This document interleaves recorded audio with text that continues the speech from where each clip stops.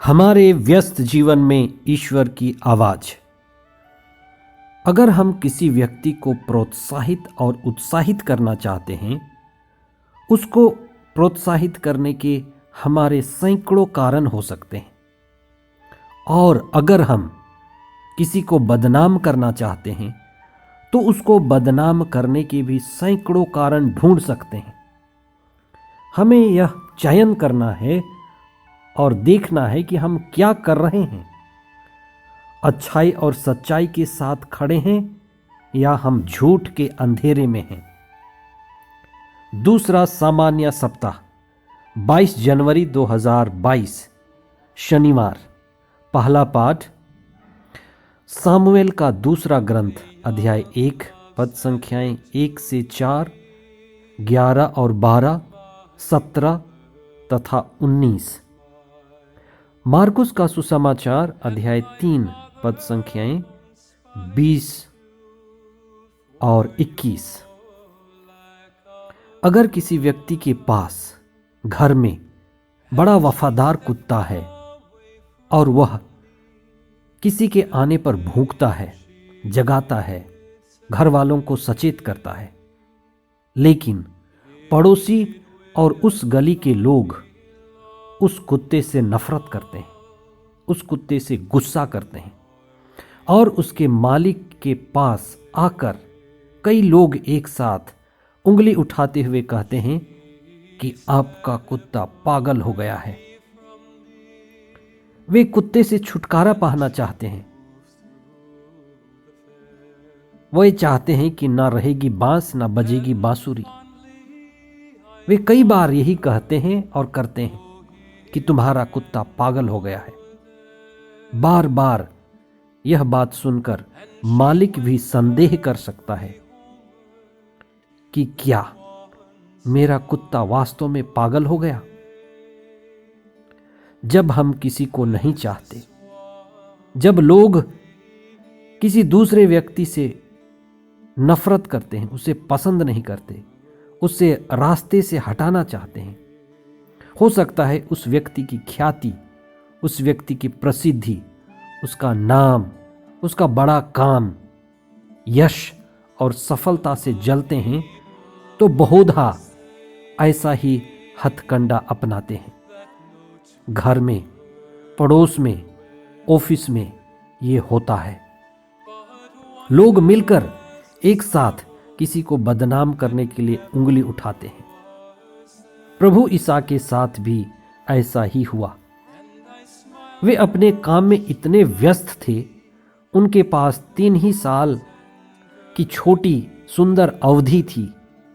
वे लोगों से घिरे रहते थे, लोगों को मुक्ति का, आजादी की शिक्षा दे रहे थे। चिन्ह, चमत्कार और चंगाई उनके कार्यों को प्रमाणित कर रहे थे कि वे वास्तव में ईश्वर के पुत्र हैं, अद्वितीय हैं।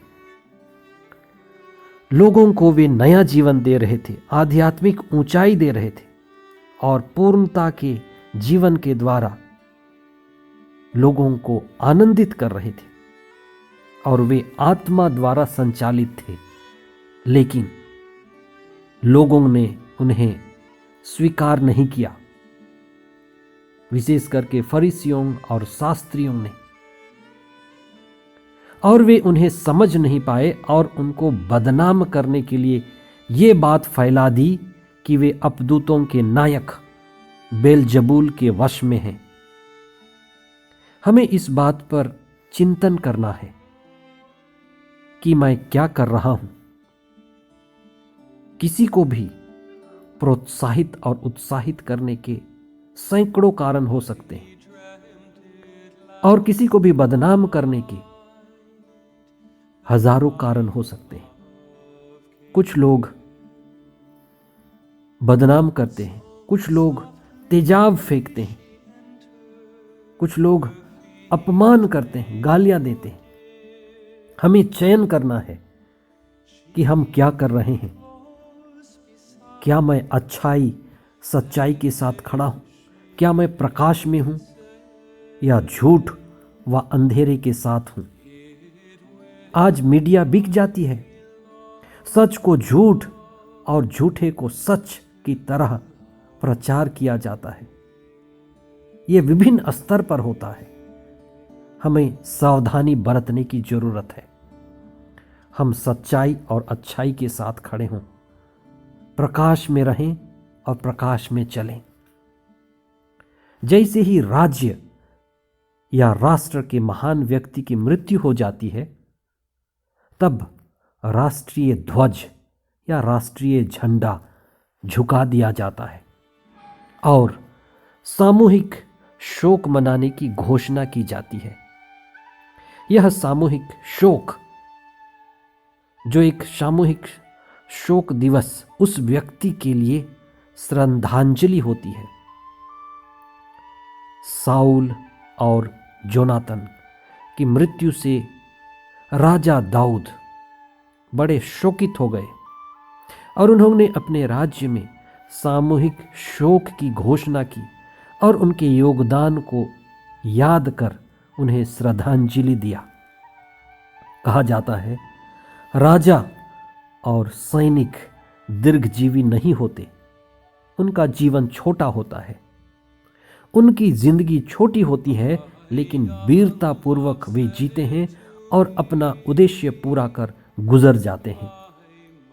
न केवल राजा की जिंदगी में, न केवल सैनिकों की जिंदगी में, लेकिन हमारे जिंदगी के सभी पहलुओं में ये बात लागू होनी चाहिए। यही बात लागू करने सीखना है कि हम जिस उद्देश्य के लिए आए हैं, अपनी बुलाहट को पहचानें, उसे पूरी करें और इस जीवन में आगे बढ़ते जाएं। ना रुकें, ना डरें, ना झुकें।